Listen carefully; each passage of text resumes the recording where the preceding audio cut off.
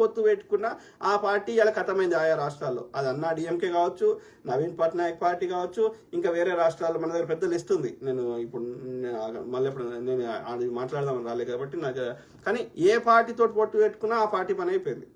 మీరు చూడండి, ఈవెన్చువల్లీ ఆంధ్రప్రదేశ్లో టీడీపీ లేకుండా చేస్తారు, తర్వాత జనసేన లేకుండా చేస్తారు. బీజేపీ అక్కడ ఫుల్ ఫ్లెడ్జ్డ్ గవర్నమెంట్ ఫామ్ చేయాలని వాళ్ళ లాంగ్ టర్మ్ ప్లాన్ ఉంది. ఓకే, సో అది మిత్రులారా, ఐ కీప్ టాకింగ్, మాట్లాడుతూనే ఉంటా, ప్రతి అంశం మీద అవగాహన చేస్తా, అట్లనే మీ తరఫున వాయిస్ ఇస్తా.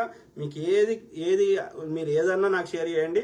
నేను అందులో నాకు కూడా అది ఇంతో అంతో రియాలిటీ దగ్గర ఉంది అనిపిస్తే, అలా మేక్ సెన్స్ అనిపిస్తే నేను ప్రజలకు చెప్తా. దాని మీద మినిమం రీసెర్చ్ చేసినాకనే నాకు కూడా కరెక్ట్ అనిపిస్తేనే చెప్తా. నాకు కరెక్ట్ అనిపించింది చెప్పింది 100% కరెక్టా అంటే అట్లా ఎవరికి ఉండదు, అట్లా అది సాధ్యమే కాదు. క్లోజ్ టు రియాలిటీ చెప్పగలుగుతాం, కానీ నాకు కరెక్ట్ అనిపించింది వేరే వాళ్ళకి కరెక్ట్ అనిపించకపోవచ్చు కదా.